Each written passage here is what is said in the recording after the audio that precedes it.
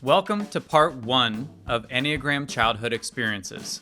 In this episode, I'll cover the typical childhood experiences for types 1 through 5, and on the next episode, I'll cover types 6 through 9. Ready? Let's get into it. One of the first things that really blew me away about the Enneagram was that each type had its own childhood description that helps explain their present-day personality. I know when I read the childhood experience for type 1, I felt very seen. It described the most pivotal experiences of my childhood and even went so far as to describe the potential personality of my mom and dad. Now, for those of you that know how deep the Enneagram is, it's probably no surprise that the Enneagram has a special analysis of your childhood since it's by far the most pivotal seasons of our lives. It's when nature and nurture go head to head and we either maintain a great deal of our original essence or we start becoming entrenched in our ego, which, as you know, shapes our personality. So, with that said, let's take a look at each type's childhood experience. Now, before I dive into these core descriptions, I want to explain a particular Enneagram theory that I'll use in each description called the original wound theory. It's something that I picked up from Richard Rohr, and it's the idea that we actually are born as the personality type that we go to in health or integration. And if you're not familiar with the movements of integration and disintegration, please go check out my episode on how the Enneagram works. It's a super short episode, but it covers a few concepts that are essential for understanding what I'm about to say. So anyway, the original wound theory works like this. I'm a type 1. And type 1's movement of integration is to go to type 7. That would mean that in my earliest years, I'm talking from the moment I took my first breaths, I would have behaved like a type 7 enthusiast because we're not born with an ego, we're just born with a pure essence. But as it goes in life, something painful happened that made me question who I am and how I operate in the world.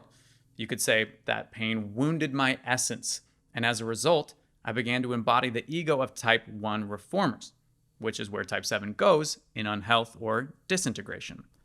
This original wound can happen at any point in our childhood, and it can be the sudden impact of a singular traumatic event or the slow burn of a more subtle trauma. But either way, it will happen, and it will shape who we become for the rest of our lives. Now, if this original wound theory just seems overly depressing or unrelatable, then I apologize. I've just found it to be an unavoidable part of almost everyone's journey through self-awareness, no matter how charmed your childhood may have been. So, since I kind of already started talking about us type 1s, let's start by describing their childhood experience first. Type 1 reformers. Like I said a moment ago, type 1 reformers start out looking like type 7 enthusiasts. We're usually loud and energetic kids that are captivated by our imagination. And we have an inherent belief that the world is magical and fun, and the idea of a benevolent God creating a world for our enjoyment is pretty much accepted without question. However, as we grow up, we start to realize that there's a disconnection between us and our father figure, or the person who is meant to be the protective figure in the family, which is just traditionally the father. Typically, our father figure lacks warmth and feels way more comfortable punishing children than affirming them. And I know this was the case for me, as I had an extremely irritable and alcoholic father that just believed it was better to be feared than loved. So, given this tense relationship with the father figure, one starts to perceive all authority figures as untrustworthy.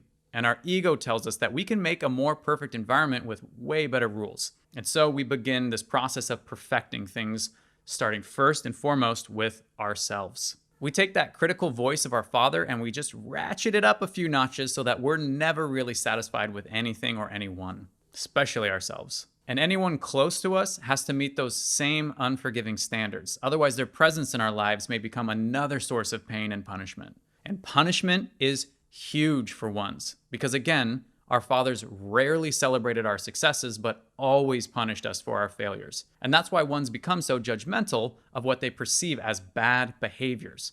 It's not that they want to feel superior, although that's certainly a byproduct, but because they are driven to be good in order to avoid painful punishment, or even worse, divine wrath. And this continues on throughout our lives. And every behavior, every comment, every life decision is rationalized over and over again to avoid this imagined impending doom, which Brene Brown calls foreboding joy. And ones are masters of foreboding joy.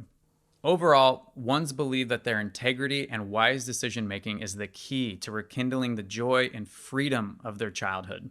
And ultimately, the lost childhood message of the one is that you are good, so have a good time. Type 2 helpers. As children, 2 started out looking like 4s, and they felt inherently special due to the amount of attention that they easily received. However, something caused this direct adoration to fade.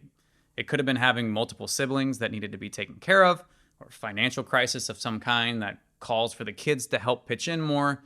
Whatever it was, it stole their whimsical sense of the world as a place where being loved was just assumed and turned it into a place where love had to be earned. The major shift that occurs between moving from this 4 essence to the 2 ego is that 4s aren't so much ashamed of their needs, and they're almost proud of them as they make them unique, whereas 2s are very ashamed of their needs and begin to repress them. And once 2s are wounded by the fact that they're no longer a central figure in their family, they become envious, competitive, and subconsciously begin to seek out ways to make someone or something need them. And many 2 children will ask for a pet or find a younger friend that always relies on them for something. And this cultivates a belief system centered around the idea that you must give something to get something. And 2s feel that if they provide something, it's only fair to expect that love and attention be returned. And this barter system is also an attempt to avoid clearly asking for things they need, because 2s as children felt it was selfish to ask for anything when there were so many other needs around them. It's ironic because both 2s and 4s are self-centered, but there's an honesty to the 4's self-centeredness, while the 2 is so focused on repressing self-centeredness that it actually becomes impossible to truly focus on anyone else. Type 2's lifelong attempt to earn love through personal sacrifice is the embodiment of their lost childhood message, which is that you are loved simply for being yourself, and your needs do not make you less lovable. Type 3 achievers. As children, 3s looked like 6s, and they enjoyed the activity and support of their family and authority figures. But the 3's ego perked up as soon as they got their first round of applause for doing something good. It's like if you've ever seen a baby try ice cream for the first time and their eyes light up, that's what praise did for the little baby achiever. They started out with a desire just to be another part of the team. But over time, that team, which is usually the family unit, begins to crack or crumble entirely.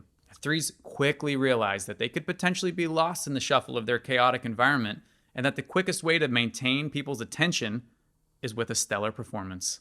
3s rarely had an example of a calm, quiet stability modeled for them. And what was exemplified was a form of public hyperactivity. That's not to say that they weren't told they were special and free to do anything they wanted, but what they perceived was an imbalance in their nurturing figure's words and actions. And that's a really important statement, so I don't want to breeze past it. I know many 3s have a really hard time saying critical or negative statements about their loved ones, especially their moms, but you have to know that it's okay to critique your loved ones even if they're doing their best. An important characteristic of Type 3's childhood experience is that they are deeply affected by their nurturing figure, and most often the mother is the nurturing figure in the family. 3s tend to have a mother who subconsciously creates an expectation of extroverted excellence. So, for example, playing the piano is all good and well, but what would be even better is to play the piano in front of the whole school at the talent show. This is caused by a deep disconnection with shame that permeates the entire family. Seeking external praise and affirmation is just a way to help numb the pain of social guilt and shame. And ultimately, the lost childhood message of the 3 is that you are loved for who you are, not what you do. So feel free to sleep in, read a book, and chill. And I added that last part because my wife is a 3 and I've seen her benefit so much from feeling that kind of permission and those kind of activities. Type 4 individualists. As children, 4s actually looked and felt like 1s. They had a primal sense of creation being perfectly in order. And in their earliest years, 4s had a glimpse of the world they will spend the rest of their lives imagining. However, 4s quickly realized that their version of reality did not match their parents' view of reality, and they started to feel like outsiders in their own home. And the classic childhood experience of 4s is feeling like neither of their parents truly gets them. One parent may give praise too readily, which is easily dismissed by the 4 since they know when they've actually done something really beautiful or special. And the other parent is often distant or stingy with praise, which is also dismissed since the 4 sees themselves as extremely capable and unique and worthy of attention and praise. So if someone doesn't give them that, they're probably a fool. So what happens? 4s begin crafting a world inside of themselves that they can escape to for hours on end. And their parents usually chalk it up to having a whimsical childhood imagination, rather than recognizing the deep identification their child has with this perfect imaginary world. This disconnect with both parents leads 4s to seek out a rescuer of some kind, be it a playmate, a love interest, or just a replacement parental figure like a neighbor or teacher that can mirror and affirm their vision of otherworldly beauty and perfection. And ultimately, the lost childhood message of the 4 is that you are seen for who you are, and what you see is wondrous, beautiful, and necessary. Type 5 investigators.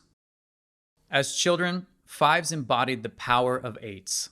They had a primal sense of being connected to a limitless power source, like a god of some kind, that allowed them to feel capable of controlling their environment.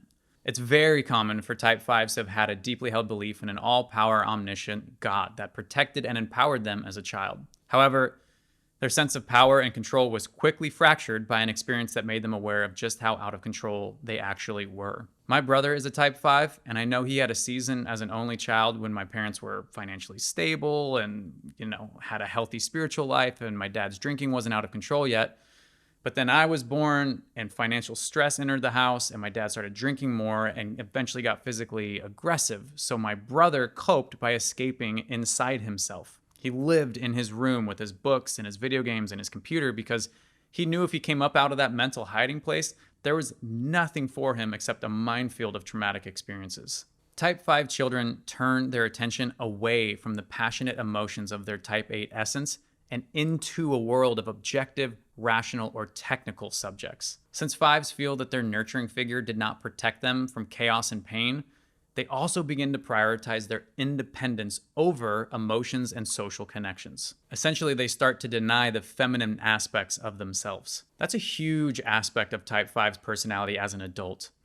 5s may truly love their mothers, but they see them either as a symbol of weakness or a hindrance to their self-sufficiency. This overemphasis on personal independence causes 5s to see social situations and emotional vulnerability as a risk, since they think they have to provide a unique gift or technical skill of some kind, rather than feeling free and comfortable simply showing up as they are with the hopes of cultivating a mutually beneficial relationship. Ultimately, the lost childhood message of the 5 is that your desires are not a problem, and it's okay to need people.